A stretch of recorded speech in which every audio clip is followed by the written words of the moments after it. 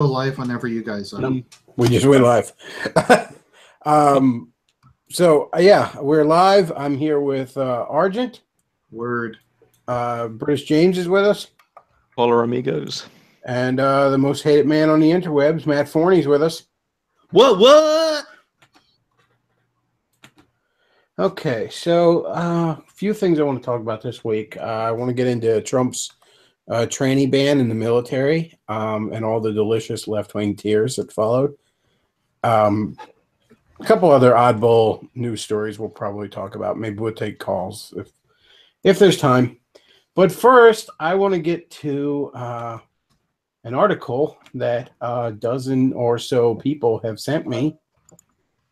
You just bring it up. I have somebody actually sent me screenshots of it, so I'm going to go off that because I don't want to actually click on the article. I don't want to give it a click. It's an article on Return of Kings. What the hell was the title?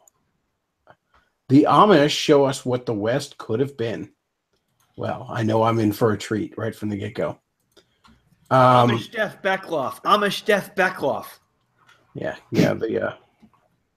It's best Bechtloff. Yeah, never mind putting a man on the moon. We should have been rolling around in pig shit. All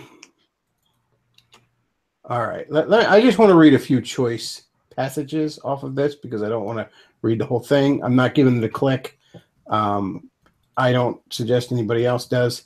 Although I'm sure there's sites that have archived Return of Kings. I have no doubt about that. I'm sure it's already archived, but let's see. Let me get to, there was a couple of things on here that I really wanted to get on. Oh, here we go. Here's the meat. Here's the money shot, as it were. The Amish are culturally superior. How do we know the West has socially degenerated beyond recognition? And I'm not going to dispute them that it has. Because it is far inferior to the cultural image of its former self. Okay, fair enough. The Amish are far superior. No, they're not. Their youth are alive and happy. No, they're not. I'll get to that in a moment. Our youth are confused, sad, and anxious. Well, yes, fair enough. Their young men are brooding with confidence, testosterone, and masculinity. They're physically strong. I'll give them that. That's just because they work hard labor. The rest of that, no, I'll get to that in a moment. They are physically strong, but there's a little bit more to masculinity than that. Ours are doubtful and weak. Yes, that's true. Their young women are feminine and willing to be led. Again, kind of, but not quite. I'll get to that in a minute. Ours are aggressive and lack virtue. Yes, that's true. Their posterior will inherit great riches, born about by tradition, patriarchy, and God-fearing. Ours will inherit doubt and depravity. This, not really. Okay. First of all, their posterior are inbred like you wouldn't fucking believe. All right. Their posterior has got about a dozen extra fucking chromosomes. Half of them are blind as bats. They got like 14 fucking wisdom teeth or something. They're messes. All right. The Amish are like the fucking bad guys in the Wrong Turn movies at this point in certain sections of it. So yeah, as for inheriting riches, I will grant you that the Muslims, it's Freudian slip there because the Amish are pacifist Muslims. No, the Amish do have shocking quantities of wealth. I will give you that. But so what? What the fuck good is wealth in and of itself? Well, money is not an end. Money is a means to an end. To the point where you literally say if somebody has a lot of money, they have means. You know? I mean, this is like the picture of Ebenezer Scrooge in A Christmas Carol, where he's filthy rich, but he lives in a shitty little tiny house with no good furniture and eats gruel each night. What the fuck good does that money do them? I'm not saying you necessarily have to that it's not good to save money or anything like that. But again, you can't take it with you. You know what I mean? Go ahead. I hate to interrupt, but talking about the inbreeding, I've just a quick 10-second Google search. There's only 250,000 Amish in the US. you think of, let's say, a large metropolitan city might be 2 or 3 million. There It's- and while I they don't do know. have- Historically, that's a pretty large number of people. while they do But- have lots of kids, their kids leave the Amish faith at incredibly high levels. Well, I mean, they, in the old days, you had to have lots of kids because, half of them would die. The Amish have to have lots of kids because half of them are going to fucking leave. Now, Same they thing, don't, really. yeah, they don't leave. Well, to them, it is the same thing. Most of them just leave and become halfway modern. They become Mennonites, essentially, of whom I don't have much of a problem with. I have some theological issues with, but I don't have problems with them. I don't wish the Mennonites were fucking rounded up and gotten the fuck out of my state. Let me put it that way. But no, riches do not do you any good if you're not using them for something. Okay, money is a means; it is not an end. Now they do have shocking quantities of cash. I will grant them that. I actually had a buddy who got like a horse went out of control and like ran a stop sign, and the buggy like scraped up against the side of his car and totally fucked up the side of his car. And this Amishman basically was like, "Oh, we don't have to get insurance involved or nothing." It just fucking somebody else. Like he drove him to some other house. Like the guy followed him somewhere else or something like that. And just basically this Amish elder is just throwing out fucking $100 bills at this guy to get him to shut up. They do have shocking quantities of cash. I will give them that. But again, what good does it do them? Their young men are brooding with confidence, testosterone, and masculinity. That's not entirely true. Most Amishmen, if you talk to them, I mean, half of them are borderline retarded. Their spurgy is all hell. They have weird.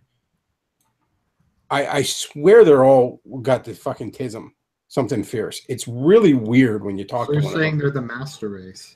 They're dead inside. I don't know how else to put it. They don't. They're physically strong. I grant them that because they work shit tons of hard labor. But let me put it this way: if you sent like Christian to prison and he came out, 5 years later, fucking cut and physically fit, you wouldn't call him masculine. You know what I mean? Well, the There's thing a is, bit more to it than being physically fit. the thing is, Bechtloff, these are a group of people who explicitly reject modern technology, yet they're constantly surrounded by people who use technology. I would imagine that would have some sort of adverse effect on the brain. It's not like they're like the main characters in the village where they're isolated from everything. They're selecting for people who have that's probably why they're so spurgy. I'm just throwing that out there. The idea that their youth are alive and happy, no, they're not. No.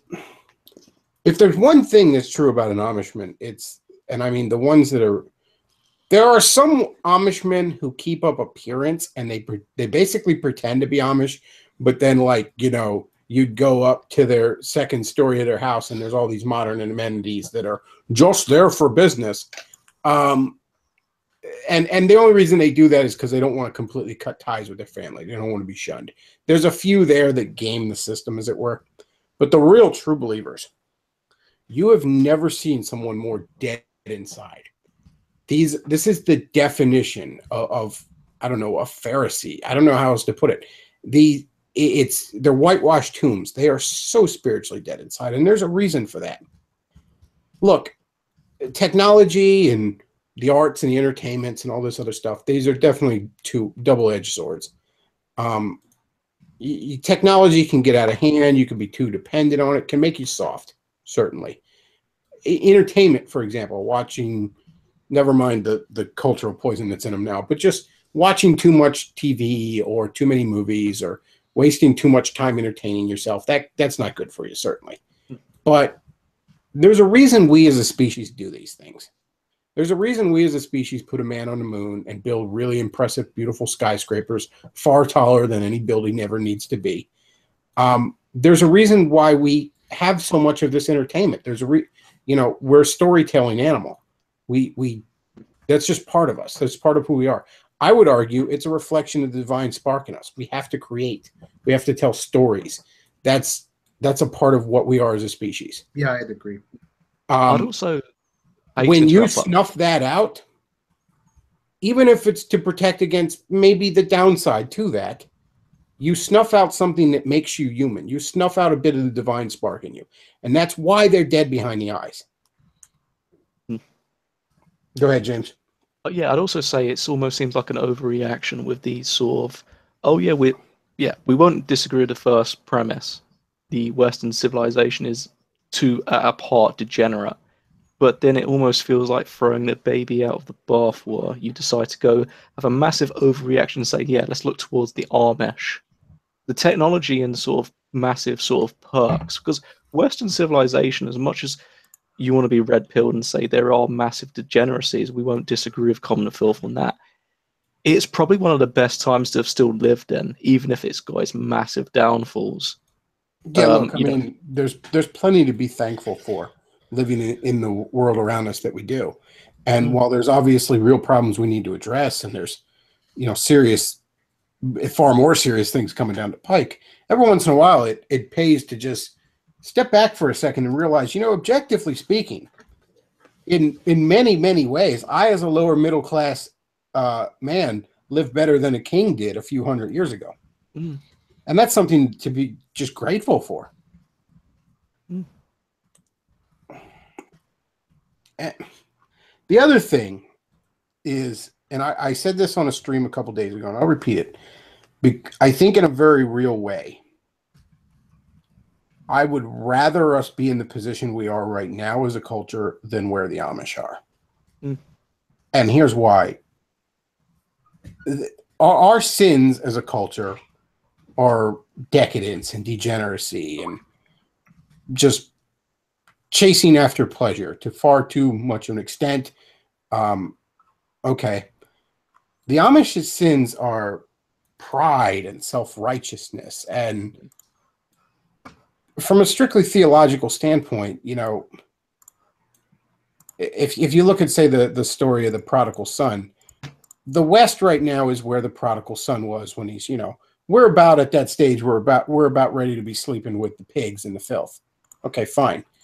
But the thing about that is it wakes you up and you return to your senses.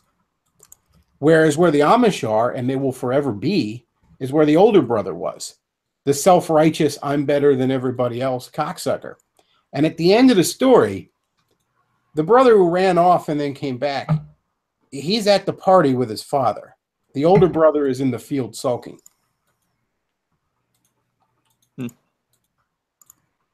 So at the end of the day, I'd rather be where we are now, because I do think we'll turn it around. The Amish will never turn it around. The Amish are the definition of stagnation. Stagnant like an unflushed toilet. I don't know if anyone will get this reference, but there's the Twisted Sister music video for I Want to Rock. There's a part where the father's like yelling at the kid. He's like, what the hell's up with you? What do you want to do with your life? And he goes, I want to rock. And I like to take that and go, I want to LARP. And it's like, I don't want to have to deal with the world we have. I don't want to have to deal with things because they're shitty. So I'm going to advocate like just impractical shit like the Amish. Like, okay, well, the Amish have kind of taken their ball and gone home and they aren't part of society anymore. So like, I don't really want to try and solve stuff anymore. I just kind of want to LARP. So that kind of thing. Yeah, that's a good way to put it. And as I said, as a Christian, I don't think that they're in a particularly good position spiritually. Christ's harshest words were always reserved for the self-righteous, hypocritical religious leaders. Because the thing about your average just debauched sinner is they tend to be a little bit more aware in their heart of hearts of how bad they are. The only thing I'll say is Mennonites are worse than the Amish. Mormons are worse than both Mennonites and Amish. Well, I don't know about them being worse than the Amish, but I mean, I'm never going to be late to work because I'm stuck behind a Mormon blocking the fucking road. Now you just have to deal with their disgusting sex swapping cults and all that shit. I mean, and also them occasionally throwing up a presidential candidate to screw up a nationalist Republican presidential candidate. Hey-o! Have any of you ever had many dealings with Mennonites? I have a very, very close friend of mine, like I'm close to their whole family. They went to my former church. I still do go to that church, actually. They are both former Mennonites, essentially, to the point where the lady of the family still actually wore that little frilly hat thing that the women wear. For like it took her a while before she was willing to stop wearing it. To me, nothing says that a sect of Christianity has fallen deep into legalism and self-righteousness than being overly concerned with fucking headgear. I mean, I was never a huge fan of George Carlin, but I did like the bit he had where he said, if I ever formed a church, my first rule would be hats optional. Because I think worrying about hats is way more trouble than it's worth.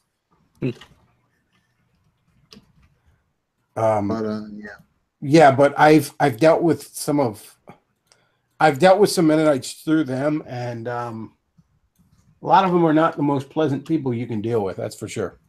Are they like? Because I find it, because I'm half ethnically Mennonite, so I spent a lot of time around them, and I just kind of find them like just basically smug, liberal Protestants. But they're more self-righteous. Like, they, in general, don't really believe in God anymore. But they can be like, oh, my religion is like early liberalism. It's like non-violence and turning the other cheek. And they use it as like just a way to say I'm better than everybody else. I think that's what, there's a lot of self-righteousness in it. I think in many, and with the non-violent stuff, I think you're right, that it's kind of like liberalism. But in many regards, the Mennonites, they're almost perfectly that negative stereotype of a conservative Christian that you see in the broader culture. I mean, that old Saturday Night Live skit of the church lady claiming that everything is Satan. In a lot of ways, they fall into that too, where just everything is fucking evil. Everything is just, no, I'm better than you because I don't do this or that often innocuous thing that you do, you know? My grandparents are that, but they're also like super liberal. So like my grandfather has talked about how he wants to kill every member of the NRA in the interest of pacifism. Well, again, somebody I knew who, former Mennonite, is a nurse and was basically told by her parents that, because originally she wanted to be a nurse in the Army. She wanted to be Army, you know, go serve. Yeah, I don't know exactly, you know, what you'd call that. I think it's a little different when you're a woman. I don't know if you have the same rank or not. I could be completely wrong, whatever. Point is, she wanted to go be an Army nurse. And they were going to just disown her for doing that. Yeah, of course they were. But yeah, I'm not fond of the Mennonites, but I have a great deal of political issues with them. Or theological issues, I should say. I'm tolerant of the Mennonites. Let me put it that way. I'm not tolerant of the Amish. I would physically remove the Amish if it were it's just really interesting you dislike them so much, because it's kind of the standard reaction in our circles is to go based Amish. Yeah, well, I can that upsets me to a great deal. It's almost a personification of everything wrong with our circles. Like it's just it's worshiping tradition to a cartoonish and silly extent. It also involves not doing any damn research. Yeah. Yeah. Well, yeah, it's not doing any research. It's, you know, I saw that fucking Harrison Ford movie one time or something. But no, it's worshiping tradition to the point where you start to adore backwardsness. Yes.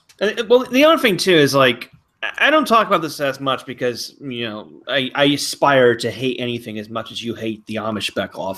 The Amish are spreading in upstate New York now. They're spreading up to where I live. My parents are in Syracuse because the Amish are having so many goddamn kids, and there's so much they can't get any land in Pennsylvania, so they're coming to our neck of the woods.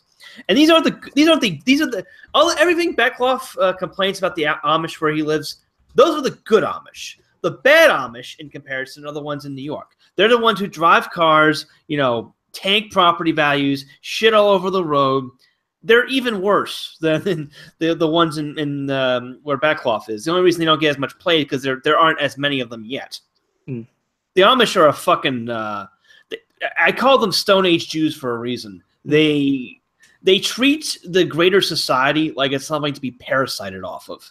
They treat us basically as rubes to be tricked, people that they're justified screwing us over in every way possible. Well, talking about NY, New York, I don't know if it's New York City or just New York in general. I think we've had Stone Age Jews, passive Muslims. I can say they're the Saudi Arabians of New York because essentially they'll go into an area with a fair amount of disposable income, buy up property, and then shit up the place, just like London. So they've got 3 distinguished titles of 3 groups no one likes. One of the main things politically where I really take issue, and it's something concrete, it's not just my theological issues with them or my saying they all look dead behind the eyes to me, and they do. I mean, they do. Talking to one of them is disturbing. But where a really concrete thing is the way in which they absolutely ignore several laws, but primarily the environmental protection laws. Now, I mean, nobody here is really left-wing in any meaningful way, but I know I'm very much for common sense environmental laws. I mean, I think most people in kind of the alt-right are basically right-wing environmentalists. Like, we're environmentalists, we just don't like faggotry. In my most libertarian days, I was still an environmentalist because I always said the air and the water is inescapably communal. Blood and soil.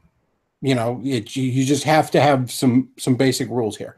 I think maybe the rules are kind of silly at times, whatever, but the basic conservationist. I like to say conservationist because the word environmentalist has almost been destroyed by the left, but I like the word conservationist. I'm big conservationist, The Amish are not. The Amish are of the rape the land mindset. They are of the mindset where God giving you dominion had no moral responsibility to it. It's interesting. Right across the street from a friend of mine. Now he lives kind of secluded in a very wooded area. It's actually gorgeous where he has his place. But right across the street, basically, is a patch of woods that has been all but cleared out, and it looks cleared out in the way that, like, remember those ads in the 90s where they were trying to tell you the rainforest was going to be gone in 10 years or something? It looked like that level of just like what Captain Planet fucking villain came through here. You know what I mean? And the interesting thing about that was he was telling me the zoning laws or whatever in the area, that they were not to clear out the trees further than, I forget the exact, it was like 50 feet from the creek or something like that. Just basic runoff rules around the waterways. Well, them fuckers went like 3 feet to the creek.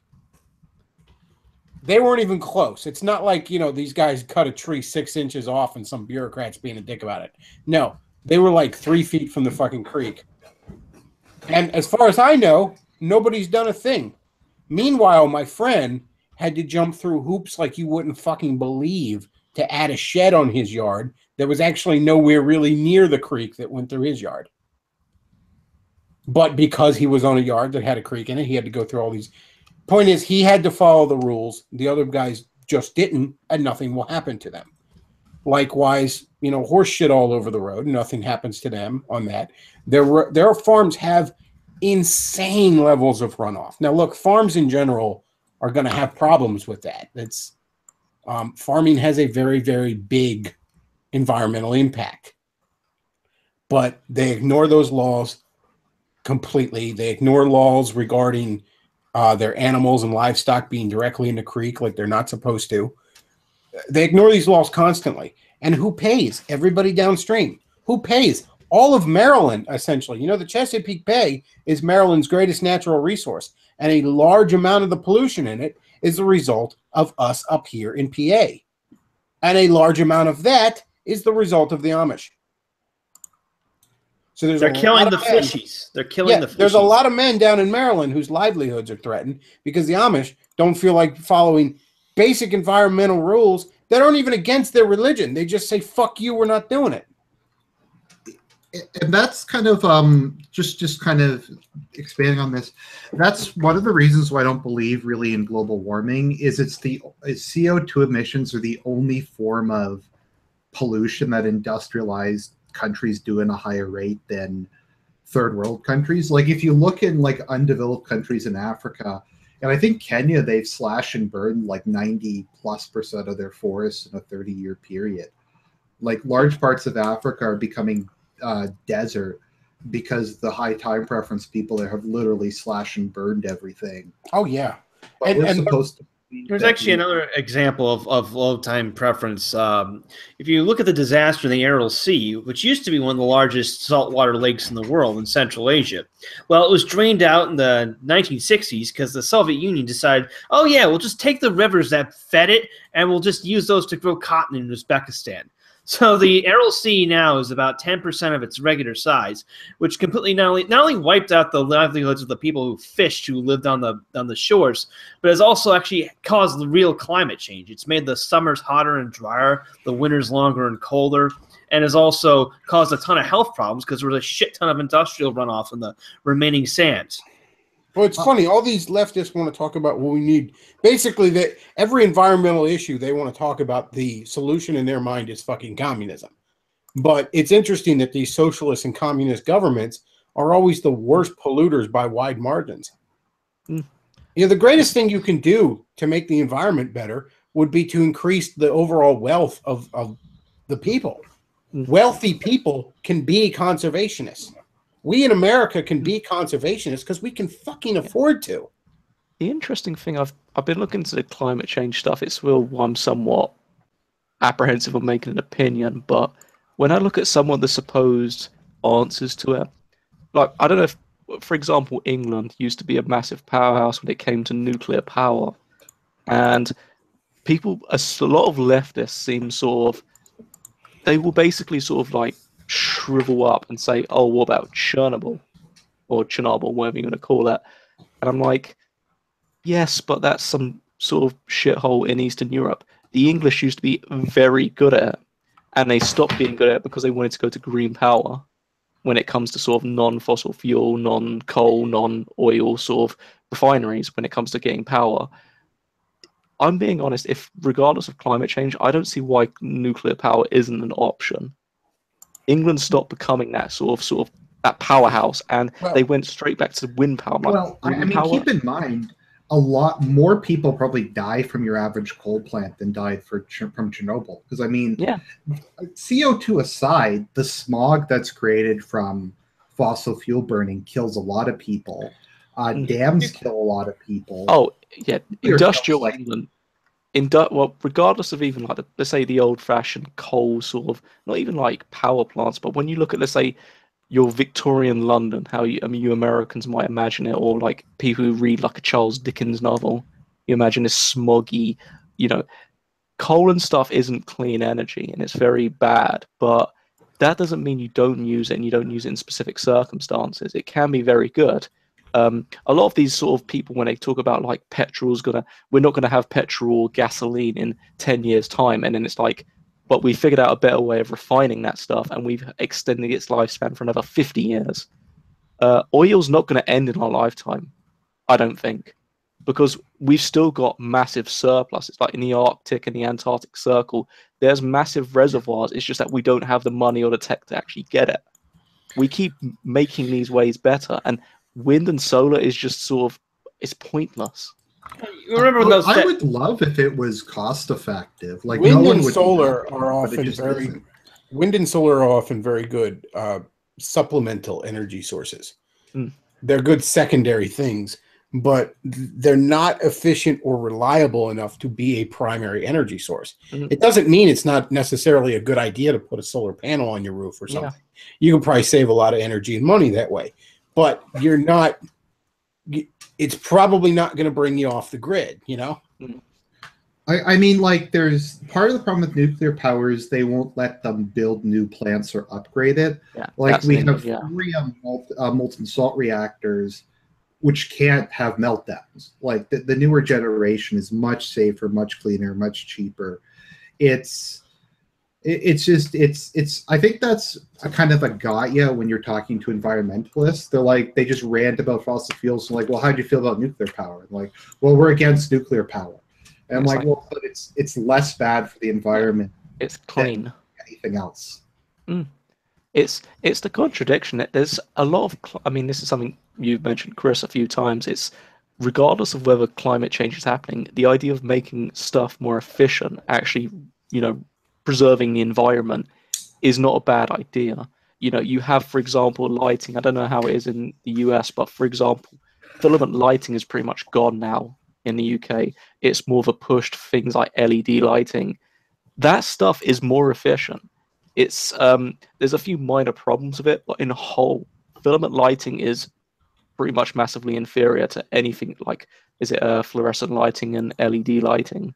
That's a good improvement.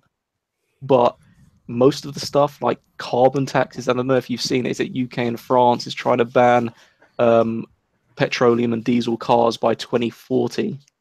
I can't see that happening. You have to let that kind of thing happen naturally. You can't.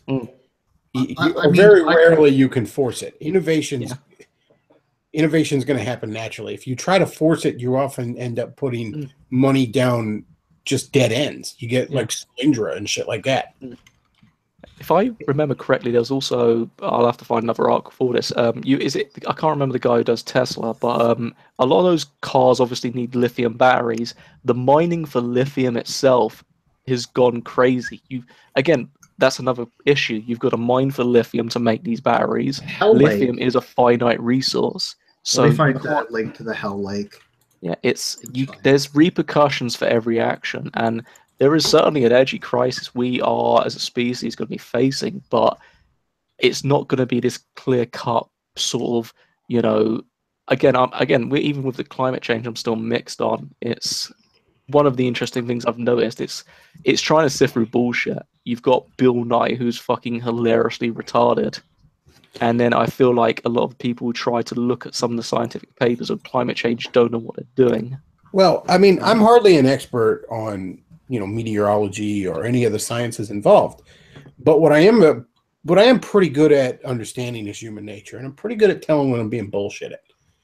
And I mean, for every solution that these leftists point out for climate change would not mean jack shit if climate change were real. If climate change were real, there'd only be one real fucking solution to it, and that would be population control. And here's the thing, leftists, not population control in the West. It would be population control in Africa and fucking Asia. Yeah. In fucking China and Africa and maybe in South America. That would be the only solution for it if it were real, which can't do that because that's racist.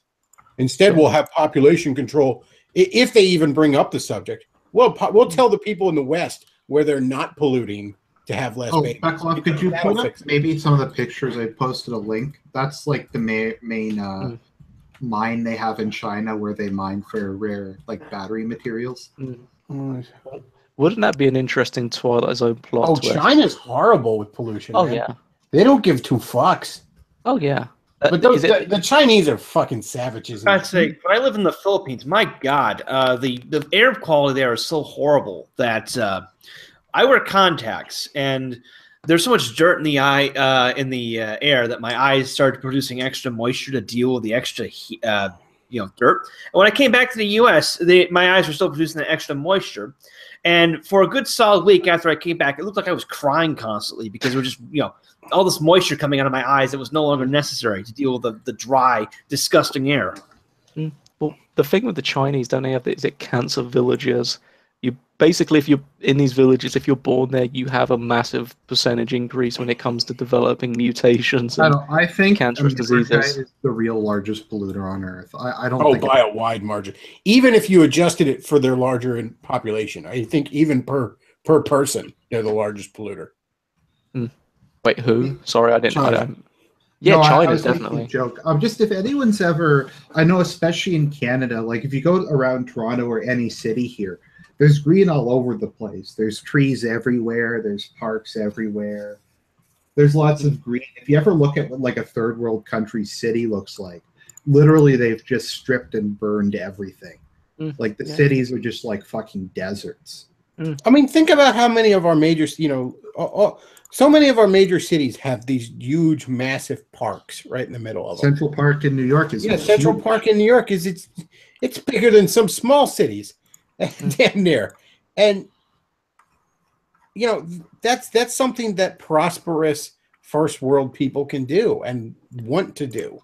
You know, prosperity does a great deal for the environment. It's like the mayor of New York's never going to look at Central Park and say, "Yep, we've got to strip it. We've got no money left." It's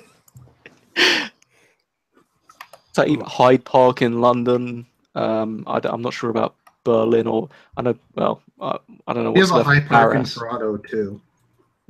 I say they exist, but you know, they have that little monument of sort of green. Well, the other thing about this kind of ties into their environmental thing. It's really shocking when you're around the Amish how much they do not value life. And I mean that in the broader sense that they don't value animal life at all. They are horrific to their animals. The way they treat their livestock, the way they treat their horses. Their horses. They treat their horses worse than most people would treat their cars. Wow. They are horrible to their horses. And there's this problem we have in this area called puppy mills, we like to call them. And it's just horrific conditions around professional dog breeders. And you know why we have that problem in this area? Because the fucking Amish are doing it. And the interesting... Oh, God. 99.9% of the time. And the interesting thing around here is you'll see people riding around with bumper stickers that say "end the puppy mills" and stuff like that. It'll come up into PA like legislative bodies once in a while. Nobody wants to talk about who's actually doing it. It's like how everybody wants to talk about terrorism, but it's got nothing to do with Islam bullshit. We want to talk about puppy mills and act like it has nothing to do with fucking the Amish. Because, you know, one time we found Ronnie Redneck doing it in Lebanon County or something. And the conditions in these puppy mills would make a Cenobite throw up. They're fucking horror shows. I'm sorry, that line is great. I'm not just, you know. Yeah. And again, like, what kind of fucking monster, what kind of soulless monster can treat a dog that way? Well, just to add, Davis to posted save a in nickel chat, that you're not even going to enjoy. Well, Davis posted in chat Italians more than Amish, and I'm like, yeah, that's certainly a case. I don't think anyone's going to ever make that case again. Everybody more than Amish, okay?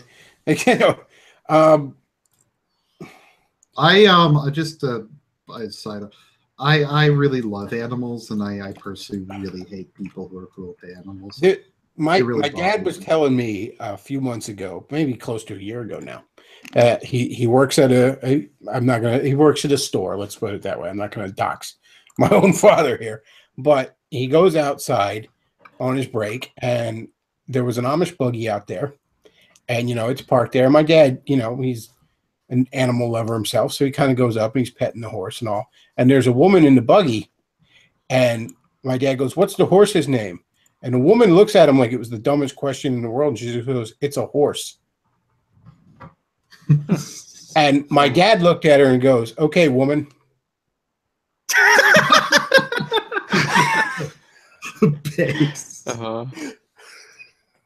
Oh, but I mean, God. can you imagine that? Can you imagine that there's this animal that you rely on for transportation? This animal, this living thing with a heart and a soul, is as important to you as your car is to us, and you don't form any bond with it.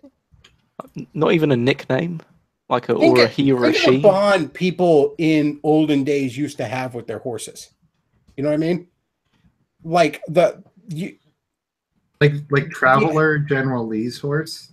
Yeah. You know, anybody who watches cowboy movies or is, you know, at all familiar with that time, you know, your horse was your. They named them. They were their friends. It was your pet and your car at the same time. It was the most important thing to you in this world. That's why they hung motherfuckers for stealing your horse.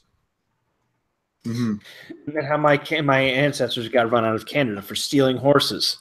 Yeah, that was the lowest form. You know, there were people who made their living off of fucking thievery in those times that wouldn't do that.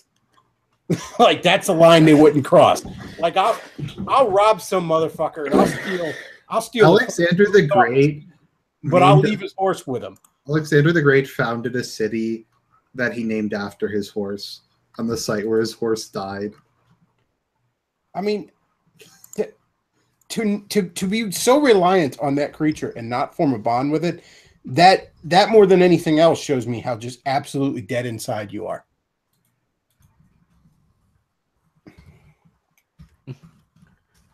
All right. Well, speaking of people that are dead inside, Trump decided to ban trannies from the military.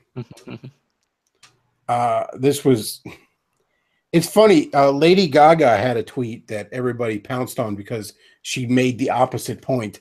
But she was like, yeah, true. The people you banned from the military, they have a 45% suicide rate. Like, this is supposed to make us feel bad for them and let them in. It's like, yeah, thanks for proving our point that they're unfit to serve. The funny thing is, with the US military, looking at the uniforms, they're all basically the same. There's no like skirts for women, and I'm certain they don't wear makeup. So how would you even differentiate if it was a man or a woman, if it was a man acting as a woman? I don't see what they're going for. In all fairness, women in the military needs to be fucking done away with too. And you know, there's an easy way to do away with it too, that no one can even accuse you of being unfair. You just raise the fucking physical standards up to men's levels for everyone, and then 99.9% of them are gonna get fucking flushed out right there. Well, didn't they do that for the Marines? If I remember, it was either the Marines or the I don't think it was the SEALs. No, well, let me put it this way: there was a fucking supposedly there's a female SEAL or something now. And I guarantee you she did not meet the same physical requirements. I'm not even sure it's almost even fucking possible for a woman to meet those fucking requirements. I mean, I'm sure out of 7 billion people, maybe there's one statistical anomaly. But I highly doubt that. It's rare. It's rare. Doesn't even, winning the lottery twice in a week is probably more common. No, I think it is a good way to use physically fit childbearing age women is to send them into war to get killed. I think that's a good use for civilizational. Well, no, here's the thing. I'm against it for a number of reasons. But the thing about it is with me is it's almost like the more complicated reasons, shall we say, that it messes with unit cohesion, and really, do we want to send our daughters and our sons to go die in a war? Those are, to me, those are almost moot points until a woman can at least meet the fucking physical standards. Yeah. If you're not, to me, those are questions of whether or not a woman should be in the military. The physical standard, to me, is a question of whether or not she can. Yeah. And I'm willing to debate the should. I really don't think she should, but I'd at least be willing to sit down and have a debate. I think you could take a reasonable position either way there. Yeah. But if they can't even do it, then they can't fucking do it. The thing is, they seem to think, and this was something that happened, I think, with the Marine test, I think the dropout, I think if I remember correctly, the success rate for, let's say, male participants, basically male participants was like 50%. For females of that same standard, it was like about closer to 2%. Minor. It was, you would rarely get them in. So my fair question is, I will let you into the military, but you've got to carry the same amount of weight. There's this weird idea, and this is what gives a lot of feminists ammunition. They think it's a male standard. No, there's a reason why it's a set amount of pack equipment you have to carry. It's not a magical number. That's what you need. Yeah, it's not like you're just throwing lead rations. Yeah, that's the point, and they forget that. They don't need ammo for their guns. They're women. Oh yeah, they've got the man is going to carry the ammo for them. They're just shooting the pussy pass. I'm being honest. I have seen those rare unicorn women who I would let into the military with no doubt. But then again, they're the sort of women who could probably break your pelvis with just one thrust. So I'm not going to go near them or argue with them. But that's unicorn. That's sort of 1 out of 1,000. It doesn't happen. I really think if you just made it about the physical standards. And again, I would prefer there be no fucking women in the military. But if you just made it about the physical standards, there would be so few women in the military, it wouldn't really be much of an issue. It would be nothing we as a culture need to sweat. I actually... Oh, sorry. Oh, you go ahead. You go. I have a friend in the Canadian Army, and he was saying how a couple of years ago, they did a mass purging of all the officer corps. Like, they just removed like every white male they could find and replaced them with affirmative action retards. And they've gotten rid of like physical training and like just a whole bunch of stuff. And they've imposed like political correctness. And he was like, back before the purges, like all the like even the non-whites in the army would drop like racist shit all the time. And it's just my issue with having women in the army. If nothing else, it I think makes it harder because men have to be men, like especially when they're fighting. Like men just like to talk shit when they're around each other and that kind of thing. And when you have women around, the males just can't be males. I agree with you on that. As I said, I think there's a lot of reasons a woman shouldn't be a soldier, but I'm not even willing to talk about that until a woman first establishes she can. And the vast majority of them can't. Can you imagine how frustrating it would be if, like, let's say you're like 19 or 18 and right out of high school and you don't know what to do with yourself, and you know you go in the army and you know it's the first real it's boot camp's the first real hard fucking work you've had to do in your life, and you're struggling to get yourself up to those physical standards, and there's some fucking cunt over there that can't run the mile in even close to your fucking time, who's already well past her standards. Well, can you imagine how fucking demoralizing that is?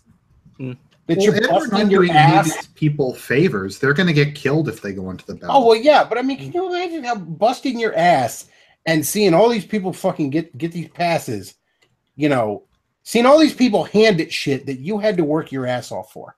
You work your ass off in boot camp to be a soldier, to be an airman, to be a Marine, to be a sailor, you know, and that's something you fucking earned, and you stand there proud with it. And you look across from you, and fucking Mackenzie and Tiffany over there were just handed that shit. Can you imagine how demoralizing that is? I think even then that goes back to the initial problem of just handouts. It shouldn't be. As I say, it goes back to the whole, there's a standard. That isn't a male standard, it's the standard. You have that amount of equipment. I would rather there not be any women in the military. I think it's disruptive. I think it's a bad idea culturally. Yeah. But, I mean, at the very least, it would be a start to just bring the physical standards up to the men's. And then, you know what? Those handful that actually want to and can, all right, we'll deal with that when we get to it. But can we at least get rid of the ones that can't? Couldn't they just have their own units? Like, if you absolutely had to, couldn't there just be all-female units? Like, wouldn't that make more sense? Yeah, but what's the point? We don't need a cooking division. We need military soldiers. No, I agree. I'm just saying that seems less bad. All-female units. That can be the... Well, I would say this as an example from someone who knows a few of the sort of gangster thug types.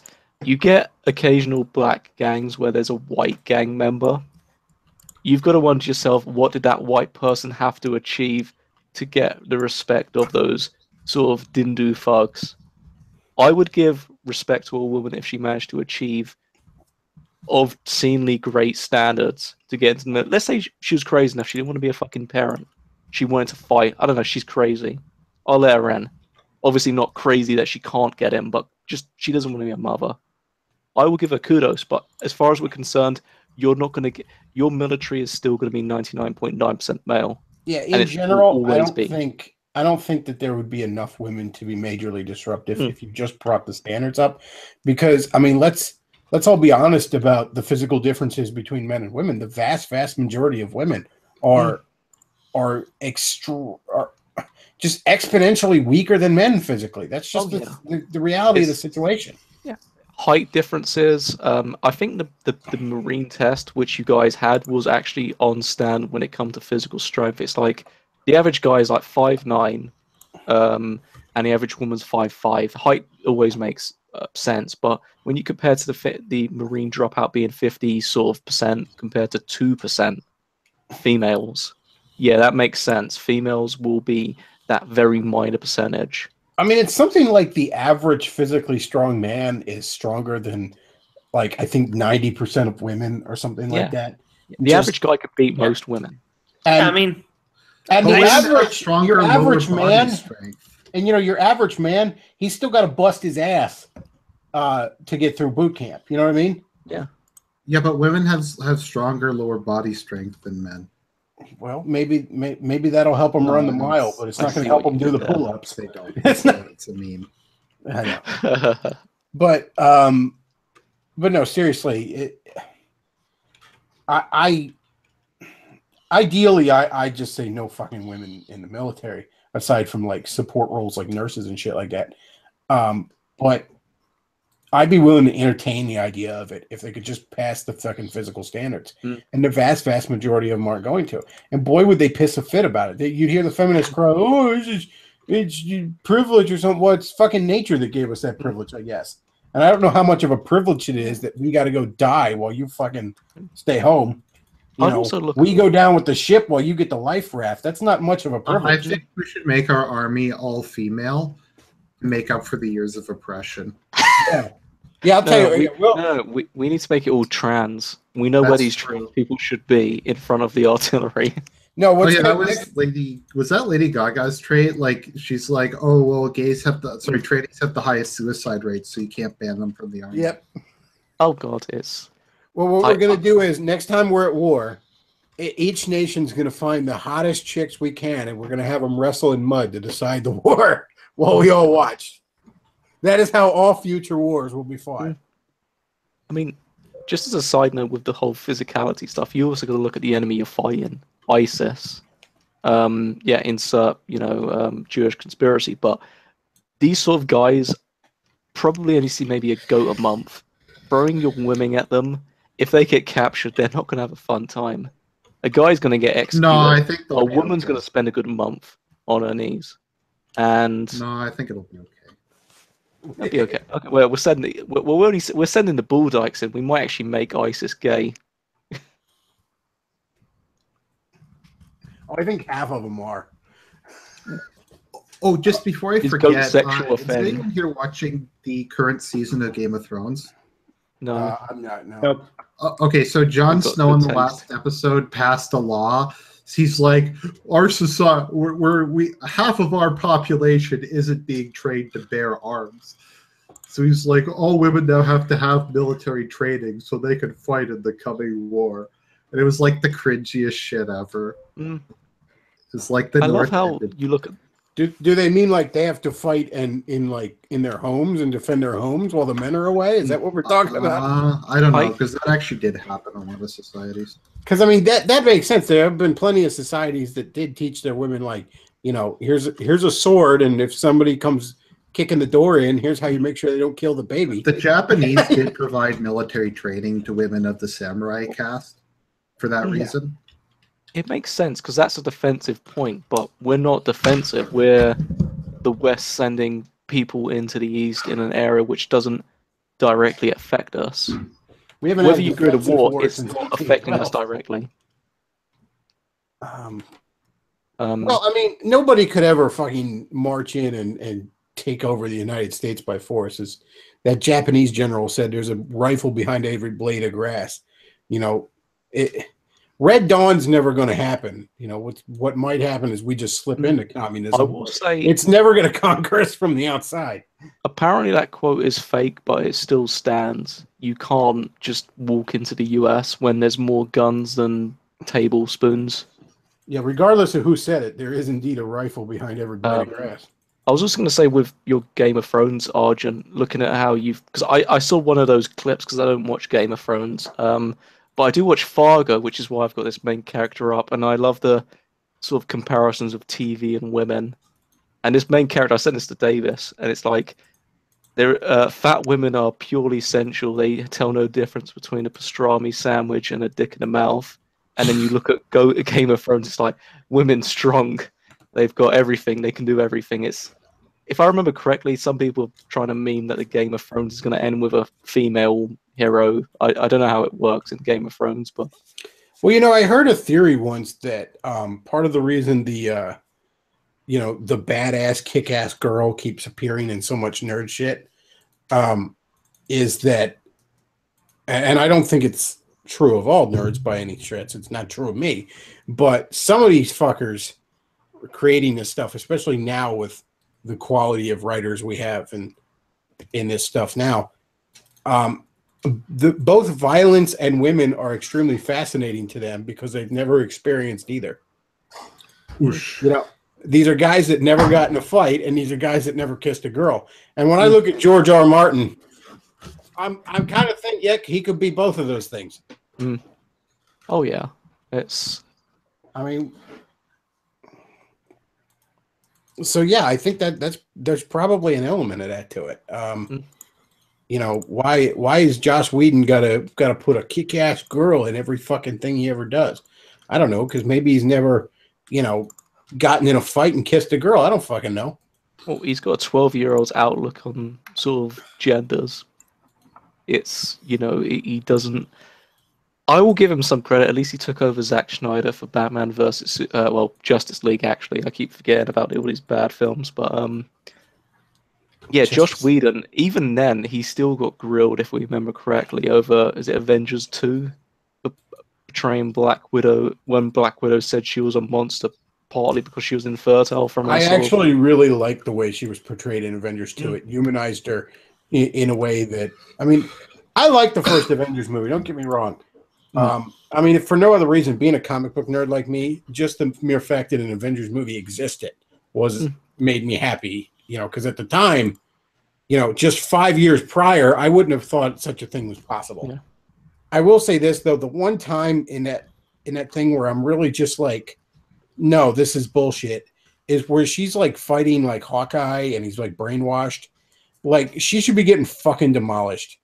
I mean, I'm willing to accept, just for the sake of fucking, you know, moving, you know, suspension of disbelief, that this woman is trained enough she can beat up your average dude just because of the skill. Yeah. Okay, fine. But you're talking her versus Hawkeye. You're talking people of comparable skill. Yeah. So what you end up with is a muscular motherfucker who is an archer, and that takes a lot of upper body strength. Yeah. Versus a 90-pound fucking woman. Now, don't get me wrong. She kind of was getting her ass kicked, but it should have been a lot fucking. It should have been like she's really just barely able to not get killed by this guy. And if anything, they should have been hinting around that like the only reason she lasted as long as she did is because he was holding back, like in the back of his head, trying to stop himself. Well, it was a similar case with his Civil War with Crossbones. There was a few times she got close to beating him up, and then Crossbones, aside from sort of just Raya's shield, basically had her dead to rights. Now, I will say in the comic, Black Widow is actually enhanced physically. She is stronger than a normal woman her size should be. But they've never really explicitly said that in the movie. I don't think that's ever been established. It's implied, but not. In the comics, it is. It's not in the movies. In the comics, she's actually much older than she looks too, which they sort of hinted around in the movies. Basically, Black Widow was given by the Soviet government a attempt at recreating Captain America's super soldier formula, and its biggest effect was it just made her age slower, but it did make her a little bit stronger than a normal woman her size should be. It just wasn't. I mean, she could open jars on her own. Yeah, she could actually open jars on her own, and you know. Well, I think what happened with that fight is Jeremy Renner, who is one of my favorite actors because he never gives a fuck in any movie he's in. He just looks like he wants to go home and just folds it in. So he was probably just super bored and wasn't like trying. Oh, was it The Matrix where you got Neo just sort of casually waving off Hugo Weaving? Yeah. I still love that. I have to admit, I don't know. I don't think I've seen anyone mention this, but I would say I agree with Alex Jones giving that 20K away to that meme. It was worth it. I like Jeremy Renner too. I like him a lot as Hawkeye. He works really well in those movies. I had a side point just when you mentioned characterization, and it's something I was thinking about when it comes to not just Avengers but Star Wars and Star Trek. You look at sort of pre-Iron Man, for example. I mean, I'm trying to think any sort of films we had for these from Marvel. We basically just had that really crappy Hulk film. And we had a few. We had a few. I mean, we had the Blade movies. We had the Spider-Man movies. Yeah, Blade movies, yeah. But that was the X-Men movies, Hulk, Daredevil, Hulk, Ghost Rider. Yeah, there but was a Ghost Rider. Oh god, I got trodden now. But no, yeah. Aside from the Hulk and well, Blade Runner was probably the most. I don't mind the Blade Runner films. I'll say Blade Runner. You I don't mean mind the Blade Blade? films. Okay. X-Men is a mixed bag, but then again, it's had a massive history. You again, what's his name? Patrick Stewart and the oh first two god, X-Men movies are good when you take them for the time. I would say they haven't aged well, but I would say at the time they were. Am I the only person who doesn't like Logan? Yeah, you are. Sit in the corner and hide away. I love Logan. I love that. Logan is a perfect swan song for I keep forgetting the main actor's name for Wolverine. Hugh Jackman? Yeah, Hugh Jackman. It's a perfect swan song because it is his last film with Patrick Stewart. Let's not forget, we've got to look forward to James Franco and Jennifer. I can't remember her name from Hunger Games.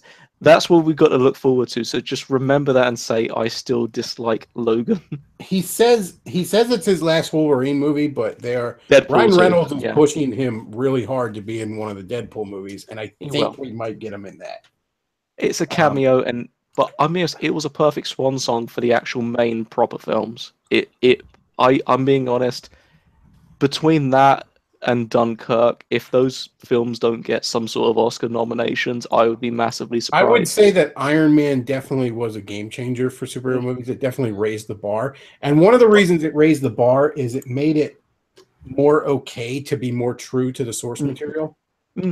Like it showed Hollywood, Iron Man the first Iron Man is incredibly true to the source material and still did commercially and critically really well. So it was one of the first times you showed Hollywood, like, you don't really just have to change fucking everything for no reason. But change things because it's an adaptation and you're condensing years and years of history of storytelling into just a few movies. But you don't have to, like, there's an element to a lot of the superhero movies before that where they felt like they were ashamed of the source material. You know what I mean? Like the X-Men movies are a good example. Like everybody's got to fucking wear black leather and shit like that. Yeah, they can't wear sort of yellow spandex or red or. Well, it doesn't even necessarily have to be spandex, but there's nothing. Their costumes aren't superhero costumes in any. You know what I mean? They're just jumpsuits. They just nothing about them. We weren't embracing the fact that these are fucking superheroes. Can we have superhero stories here? In terms of sort of this, I don't want to say source material, but sort of the inspirations from old sort of Greek mythology, these guys weren't wearing uniforms. They were wearing, I don't want to say loincloths, but they weren't exactly wearing much to leave the imagination. Well, part of the reason for that, this is, when you see like Batman and he's wearing all kinds of armor in these movies and all, the funny thing is, like, Christian Bale actually admitted after doing Batman Begins that anyone on set could have kicked his ass in that fucking costume because he couldn't fucking move.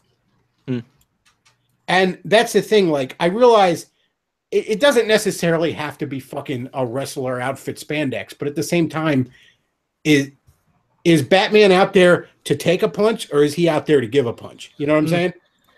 Yeah, I'm not saying he shouldn't have some level of protection, but at the same time, it makes sense. There's artistic license, then there's what would realistically happen with sort of Michael Keaton's costume. Let me put it this way: if Batman existed in the 40s, if superheroes existed in the 40s, they would be wearing spandex. If superheroes existed now, maybe it would be some sort of flexible carbon fiber bullshit. But it wouldn't be just plates of armor all over the fucking place, all right? They can't move. Like, they're going to get their asses handed to them.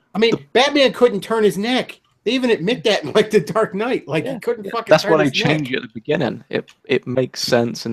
But the point I was going to make was, as much as a lot of people do shit on the cinematic universes, Marvel managed to sell... I'm being honest, maybe as a non-comic person, and I don't know, I could probably get a few people to agree with me, in terms of the most popular superhero main characters, it's basically Batman, Superman, and Spider-Man. in terms of Marvel turning characters which were unknown, i.e., let's say Guardians of the Galaxy, Captain America. Well, I don't say not unknown, but let's say if you were to, let's say, get a kid from the street and say, "Who do you like?" They're not going to say Captain America. They're not going to say Thor. They managed to they managed to sell characters very well. And you look at what DC done. They took characters which were sold and managed to mess it up. It's honestly astounding. Wonder Woman is like the one anomaly aside from I still like Suicide Squad, which people shit on me on for. A Batman and Superman movie should have been fucking amazing. And it just surpassed Deadpool. It's amazing. Argent, what were you saying? I'm the only person who liked Batman versus Superman. You know, I like parts of it, but that's because, if I'm being honest, I wanted to like it. That's the thing. I like superheroes. I'm very familiar with the source material. I go into a superhero movie inherently wanting to like it. I sit there and I'm like, I want this to be good. And I will constantly find parts of it that are good. And there's many parts in Superman, Batman that are good. But there's just a lot of fucking... Let me put it this way. When there are scenes in a superhero movie where my dad leans over and goes, "What the fuck's going on?" And I'm just like, I don't know.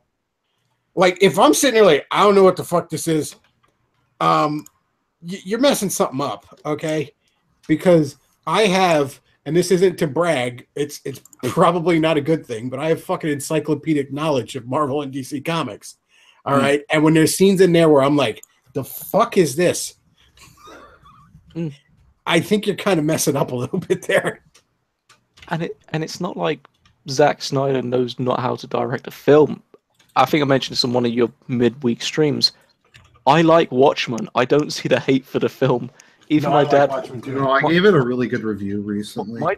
My dad, he owned like two first prints of The Killing Joke, and he said he's never read The Watchmen, but he liked the film. Unless it's like Alan Moore fanboys just running at people, I've not met anyone who just honestly disliked the film who wasn't an Alan Moore fanboy. I know people who disliked it because it was too right-winged. Well, Rorschach is basically common filth. I'm being honest. There's no difference. Common Filth is going to be a fucking vigilante at this rate. He's going to have a mask. I will say this. Watchmen Common Filth will have a mask that's just going to be black with a white C and F on it. Before Thorny comes in, Watchmen has got my favorite quote of all time. I'm going to say right now. It's just when Rorschach is in a prison and he says, I'm not locked in here with you. You're locked in here with me." It's just brilliant. He has so many good quotes in the movie. I don't dislike Watchmen. I mean, the movie in context is okay. What I really hated was the experience of going to see it in the theater, because I was with my girlfriend at the time, and we were surrounded by all these nerds who, whenever there was, like, for example, during the scene where the comedian tries to rape the Silk Spectre, they're actually cheering it on. They're like, "Woo, yeah, yeah, yeah!" It's like, and this combination of all this nihilistic, just cheering on mindless violence, maybe wanted to just slap them. Well, Forney, and don't get me wrong, I understand why that's off-putting, but you have to understand like where this is coming from. And I've seen this because I've gone to a lot of midnight showings of superhero movies and all. There's times when like superhero movies get parts of the source material just really, really right, that comic book fans are just going to fucking cheer. And it might not make sense like to somebody that doesn't, that isn't a fan. Like, why are they cheering this? They're cheering it because they were just so fucking happy that there was a good adaptation of Watchmen. They were so happy that the movie had the balls to put that in there. Is probably what they were cheering. I sat there and watched it, and I said thank you, because I was so afraid that they were going to water shit down in a Watchmen movie. Well, my reaction to it was I actually got physically nauseated. I nearly walked out of the theater. It's the combination of that. Like, Zack Snyder is such an obnoxious little punk. Like, the entire movie, like Watchmen, is like, rubbing your face in nihilism, like a dog, like rubbing a dog's nose in its own shit. Just again, over and over again. And at the point where I don't know why this scene really offended me at the time, but it did. The scene where before he becomes Dr. Manhattan, when he's locked in the room, whatever, and he gets killed. For some reason, that scene really made me walk out, because the Snyder lingers on the fact that his fiance and all his friends decide to abandon him as he's getting fucking killed. a combination of that, the comic book nerds cheering all this, I felt like I was going to vomit. It's the only movie that's ever done that. I've had that kind of experience with. I think a lot of the people who disliked Watchmen were like, because I remember a lot of people who read it were fans that were like the smuggest motherfuckers possible, who were literally like that feel when too intelligent, and they didn't like the movie for that reason. Watchmen is a fucking magnet for that shit. I don't dislike the movie, actually. Like, watching it on my own, it's okay. There's parts of it I like. It's not the greatest movie, but it has a shit works. Fan base. It's just watching it. The communal experience of watching is what killed it for me. I actually kind of know what you mean. But like I said, it was there's very much for all of Alan Moore's stuff, there's that feel when too intelligent. Also, Alan Moore is just a sick fuck. Alan Moore is a piece of shit. He is obsessed with rape. Like, someone actually made the top 10 Alan Moore rape scenes as like a joke, because there's just so many of them and they're so gratuitous. I like what Razorfist put it. He goes, I think Alan Moore would drink his own piss if he thought it would anger Margaret Thatcher's ghost. Like he's just the most smug fucking, 60s liberal hippie douche. And again, I said this on a stream before, I'll say it again. He is mad at DC because DC owns Watchmen when he thought he should have owned it. He could have gone to like Dark Horse and retained the rights, but instead he went to DC. And he feels like they took advantage of him because he was too dumb to read the fine fucking print. The contract he signed with them said that DC would retain the rights to Watchmen for as long as Watchmen remained in print. Well, guess what? DC keeps printing Watchmen trade paperbacks. Oh, well, you lose. Maybe you should have fucking thought twice before you signed a contract there, you stupid hippie. Like, I thought the movie... Maybe you're not as smart as you think, Alan. Like, I think the movie fixed most of the problems, because there's a lot of problems in the comic. The ending of the book is shit. The fucking octopus monster there is A, stupid, and B, ripped off from an Outer Limits episode. The fact that they weren't actually a superhero team in the book was a big problem. They weren't? No, they were called the Crime Busters, but they never actually did any superhero shit together. The group was disbanded as soon as it was founded. That's that's Alan Moore fanboy stuff. So in the movie, they're like, okay, the Watchmen were the name of their superhero team and they fought crime together. But that actually didn't happen in the book. People just think it did because it would be retarded if it didn't happen. Yeah, and the ending with them blaming the destroyed city on Dr. Manhattan instead of Octopus Monster from space because fuck you. That's way fucking better than the book. Yeah. Ozymandias tricking everyone makes more sense. And you know what? Watchmen is one of those interesting things, and I've heard video game nerds say the same thing about Final Fantasy VII, where you can actually like the thing itself, but you really, really dislike the influence it had. Yeah, I agree. And that's kind of how I feel about Watchmen. I didn't read Watchmen when it was new because I was 3 fucking years old when it was new, but I read it as a teenager and thought this is pretty good. But I'll be honest, some of the shit that tries in the worst way to be Watchmen throughout the late 80s and early 90s is just that shit. And Watchmen is basically nothing more I really don't like people that think Watchmen is the end all be all of superhero storytelling. It's basically nothing more than a deconstruction of superheroes. Yeah. Now, there's nothing wrong with that. Every once in a while it's really good to take something apart and take a look at how it works, and then you can there's stuff to be learned from that. There's nothing wrong with deconstructing kind of storytelling, but that can't be all it is. Okay, at a certain point you need to be building. Yeah, it's if you were to do, let's say, a top 5, I hate to put it in a generic way, comics, a very well executed deconstruction should make that list. But in terms of the actual comic medium itself, it's going to be, as you say, something building something. It's going to be making something interesting. You can be all meta, but as far as we're concerned, a comic commenting on comics still relies on comics. Yes. You can't have a good criticism without a comic to exist. I would take something like, say, and it's not a single story arc, so maybe I'm kind of cheating, but I would take something like, say, George Perez and Kurt Busiek's run on Avengers in the late 90s, early 2000s. That is that to me is so much better than Watchmen, because it's a team superhero story that never shies away from being a superhero story, never shies away from just enjoying the fact that it's a superhero story, but at the same time is incredibly well written. You know, the characterization is fantastic. The plots are interesting. The art was absolutely gorgeous. To me, if somebody was like, what's the best superhero stuff you could recommend? I would recommend that well before Watchmen. To me, Watchmen is something you read after you've read superhero stuff for a long time. After you're very, very familiar with it. You don't hand somebody the deconstruction of a genre as their introduction to a genre. No, that's not. I will say one thing: as a deconstruction, it's God compared to the League of Extraordinary Rapists. It's I asked my dad earlier tonight. Said, "Have you read Watchmen?" He said, "No, I just bought that for my brother. I hate your brother, so I'll give that to him instead. I don't want to read Watchmen."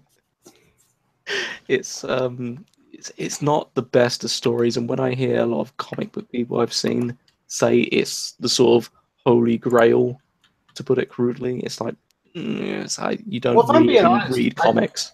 I even said this back when I was a teenager and I first read it, because I remember reading it, and the guy at the comic book store that had recommended it to me asked me what I thought of it, and I could tell he was almost offended because I dared to have criticism of it. But I remember I said to him, I go, well, it's not so much a good story as it is really good storytelling. Yeah.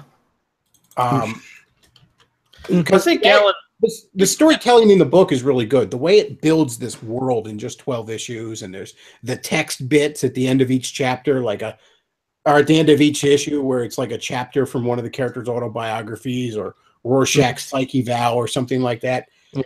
That's really good storytelling. But the story itself it's all right. It doesn't make a lot of sense. I think Moore actually just straight up admitted that the story is the least interesting part of Watchmen. Yeah. Yeah. Well, there's a part when I watch the actual film itself, the part where you see obviously the comedian get murdered. There's the two detectives that come in and say this story is just above us. It's like, yeah, I think that sums up the entire film. I can't see the massive appeal. If someone's going to tell me the best thing Alan Moore wrote, to be honest, I think Killing Joke is better. I think The Killing Joke is better than Watchmen. Well, talking of The Killing Joke, I can't remember who linked an article, but they're trying to do sort of certainly not a similar one, but basically apparently they're going to try and do a side story with sort of Batman mythos. Basically, the Joker gets cured and tries to go along the lines of the Batman makes crime worse. Yeah, here's the thing. Okay, so the premise of this story is it's an alternate universe story. It's DC likes to call them Elseworlds, so it's not the main continuity. It's just part of the main. It's a parallel universe. So shit can be different. So in this story, the Joker is supposedly cured of his insanity.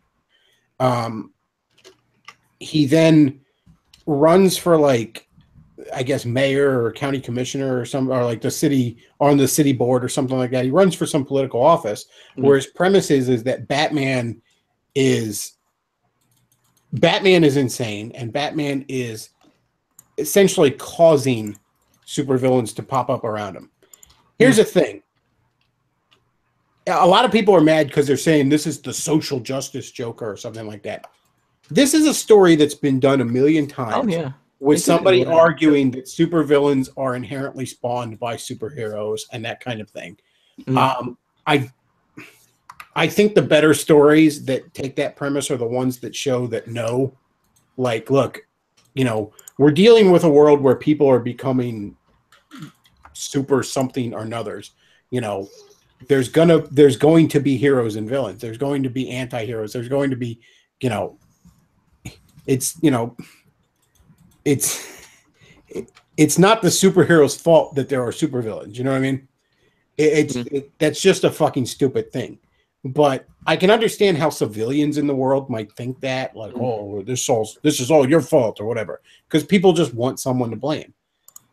That said, I don't know if this story is going to be all social justice-y, but I'm not going to get upset about it one way or another because it's a side story. Maybe it'll be good, maybe it's not, but I know that sounds like a pretty normal comic book story. Yeah. It's It's particularly a side social thing. justice. Yeah, it's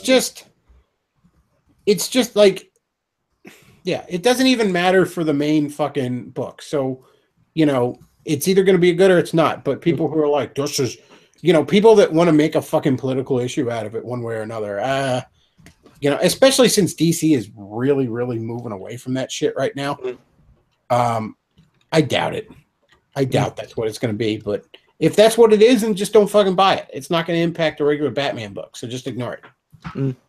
You know, if you're reading Batman right now, you don't have to worry about it.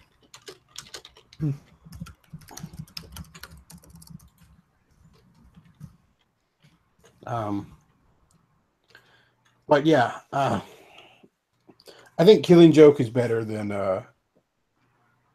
Watchmen. I think Watchmen is while I think Watchmen is good. It's funny. I've had Razor Fist on here a few times. First time I had him on here, he was just shitting on Alan Moore, and I couldn't totally disagree with him. But like, Razor Fist just thinks like Killing Joke and Watchmen are terrible, and I'm like, I wouldn't go that far. I think they're good. I think they're both overrated, especially Watchmen. Again, people that want to put Watchmen at like the top superhero book ever, not really. Well, when Alan Moore dies, just put Maggie Thatcher Milk Snatcher on his grave. See how many people that might trigger. But honestly, I don't see the appeal of him as there are better sort of stories you could probably pick from when it comes to sort of like when it comes to the sort of massive monuments that comics as a medium has made. Watchmen shouldn't be up there, and Killing Joke should not be up there. Well, you know, Alan Moore used to fan. drive me nuts like even 10, 20 years ago when I was still relatively new to comics, because every time I would see him interviewed or something, he was just a massive cunt. Yeah. Like I remember one time, like, Wizard asked him, like, you know, like, what kind of comics are you reading right now? And this was like 01, 02.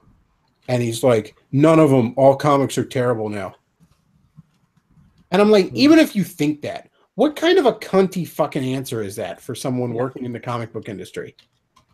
You know, you could have even dodged the question and said, well, I'm not really reading a lot because I've just been focused on my writing.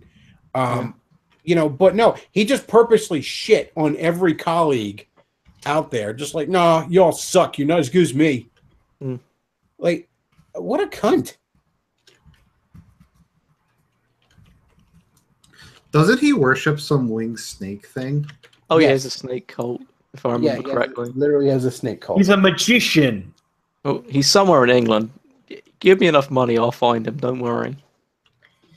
He's a 10th-rate Aleister Crowley. Honestly, League of Extraordinary Rapists offended me just because of the man obviously, like, I say this completely unironically, has a fetish for rape.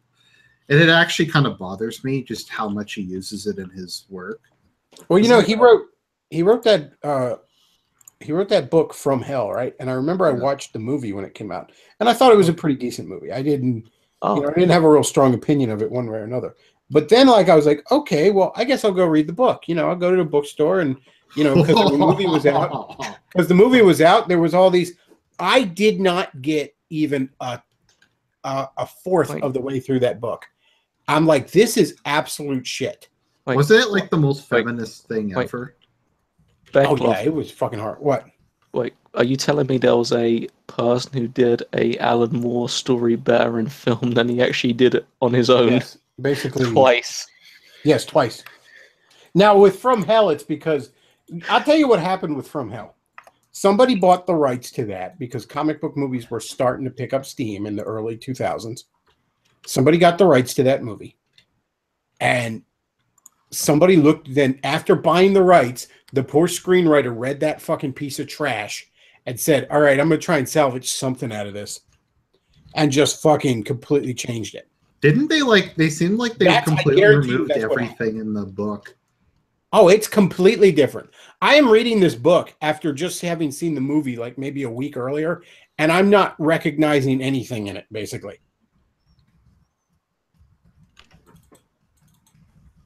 Isn't the book like the most feminist thing ever written, or something like that? Because I remember reading the description of it, and it just sounded like the most pretentious. I mean, if I'm being honest with you, this was like 2001 that I read it, and I read maybe, I don't even know if it was a quarter of the way through. Maybe it was a tenth of the way through, and I'm like, this is absolute trash. This is almost unreadable.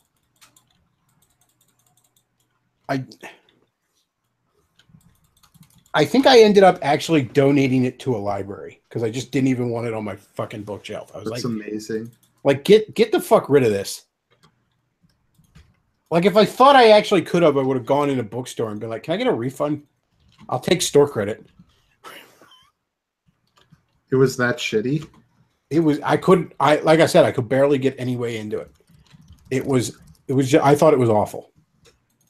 And again, I'm having a hard time even. Yeah, it was about Jack the Ripper. I'm having a hard time fucking even remembering what was going on in it. But like, because again, it was so fucking long ago that I saw the movie. Or I remember I liked the movie.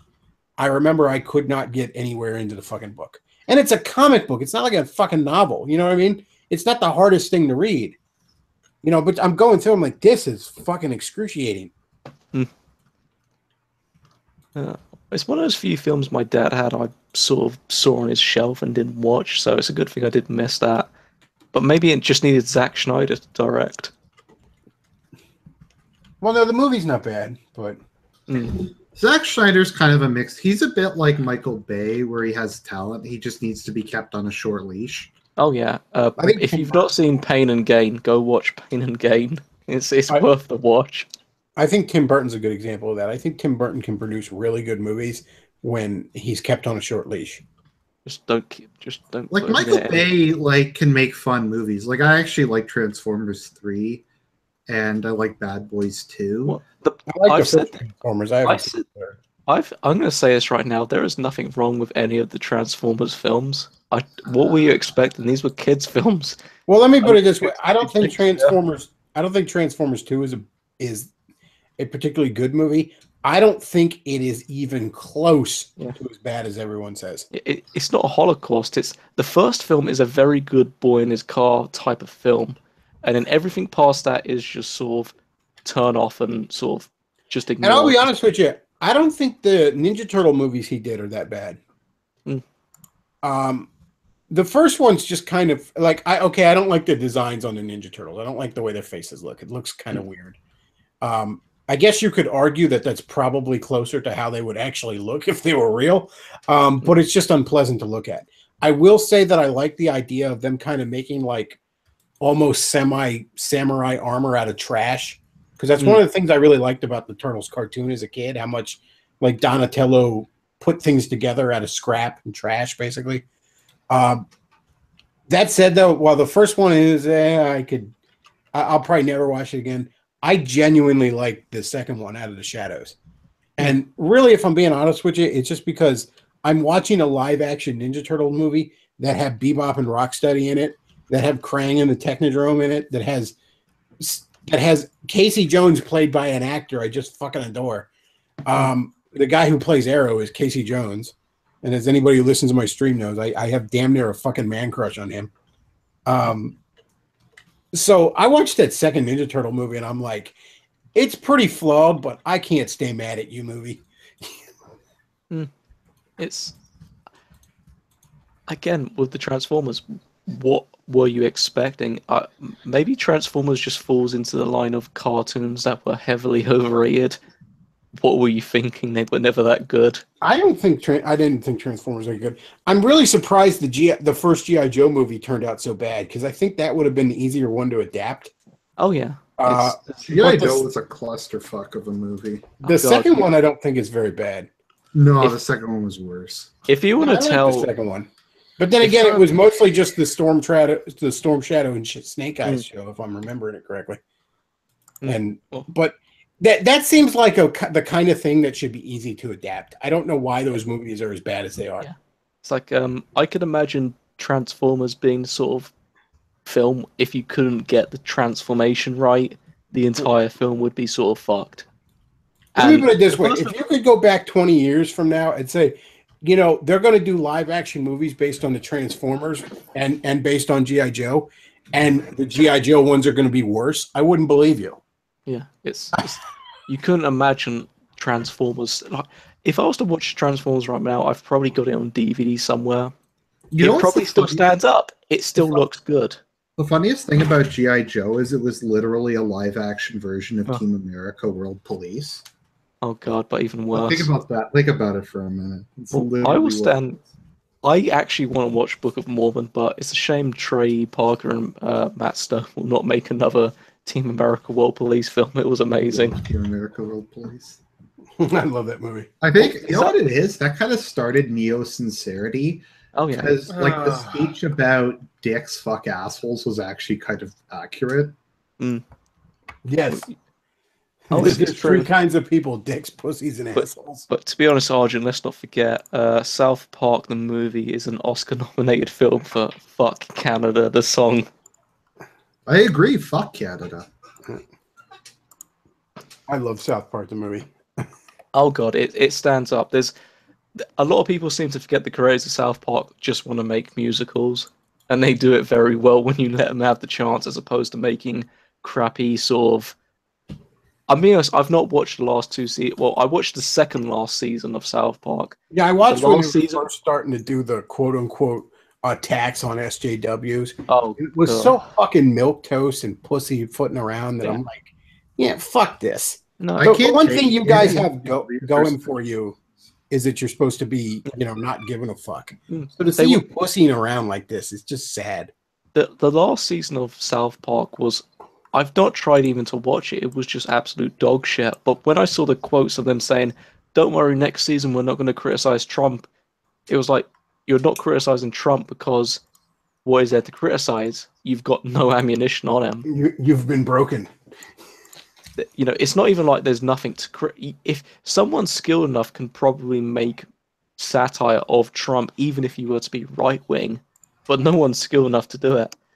But you compare the ammunition on sort of Hillary's side, you're basically walking in fields of sort of, you know, corn full of sort of just what you could. The ammunition you've got on the left, like what's the current stuff you've got? I know you talked about the tranny stuff, but if I remember correctly, he's currently replacing one of his who's he replacing at the moment? Is it Sessions or? You look at all this insane stuff. There's so much crazy stuff. Yeah, I forget. It's a living meme. Like you can't. Like his Twitter and Hillary's book. Let's not forget Hillary's book. What happened? It's so funny that she's calling it that. What happened? And it's like people have got the pictures of like they've got the one where she's stumbling into the SUV on the 9/11 memorial. It's just gonna be like page after page of pictures of her shrugging, like I don't know. Because she really doesn't understand how she lost. Has someone done a meme of when she hacked that like green spitball into a cup with what happened underneath it? Oh, I remember that. It looked like she coughed up an olive or something. Oh god, it was so nasty. What's that? Usually when something like that comes up your throat, you're supposed to go to the hospital right away. Good God, like I'm amazed that woman hasn't keeled over yet. Maybe the good Lord's keeping her alive long enough for her to go. Her and George Soros sacrifice virgins on a monthly basis. Oh yeah, they hook themselves up to a virgin. They just go to the local 4chan meet, just hook themselves up. They're good for the month. With John McCain, you know, there's a movie called The Thing That Wouldn't Die. They need to call it the John McCain story. Well, much like with Dick Cheney, I think John McCain is so evil, hell itself keeps spitting him back out. I think that's also what goes on with Hillary. Like she actually dies, and she's so foul, hell spits her back out. And that's the only thing keeping her alive. Mm. Mm-hmm. Oh, let's see. I got derailed by John McCain. Is Hillary actually? Someone mentioned this on Twitter. Maybe I'm being trolled. Is Hillary actually running for 2020 Democrats? Or I don't think she's officially announced, but Well, she could try, certainly. She'll just Oh, get please beaten do. again. Please do. I want to see the first candidate die during a primary debate. If she's not in jail or dead, she will attempt it. Mm. She'll attempt it, but I think they're going to give it to Kamala Harris, and she's going to lose to Trump in a landslide. Oh God. Because the party's in a condition right now where they basically can't nominate any straight white males. The party has completely alienated that section of it, and the rest of these progressive types. Kamala Harris, she's black and Indian and a woman, but she's not so black that she scares off the hipsters. Like, she talks white. But she's also a supporter of Black Lives Matter and all that. And and there are actually stories building her up as a presidential candidate, which, as you recall, were being done with Barack Obama when he got elected to the Senate back in 2004. Like, I remember seeing articles about this Obama guy, like, oh, he's a future presidential material. I was like, what the fuck? I never heard of this guy. And then 4 years later, he was president.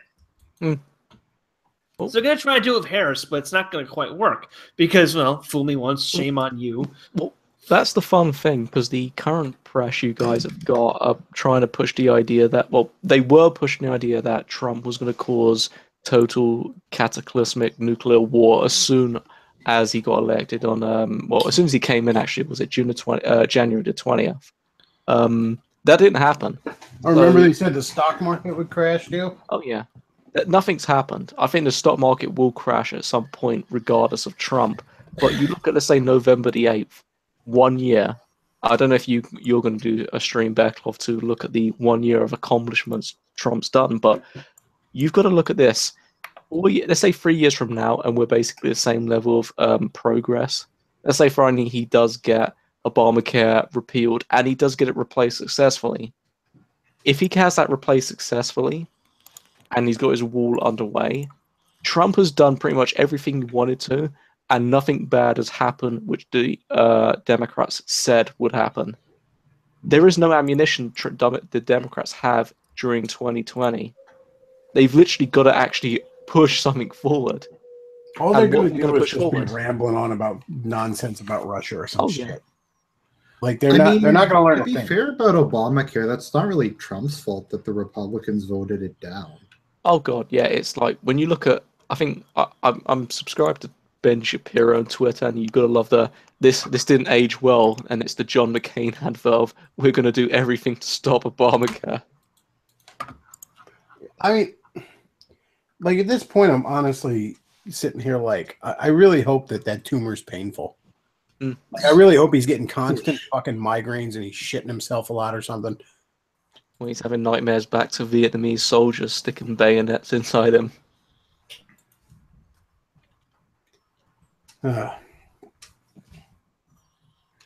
Well, to be honest, I think we're probably about done. I've sort of run out of stuff to talk about. Yeah, I think I'm just going to go ahead and wrap this up. It's almost been 2 hours.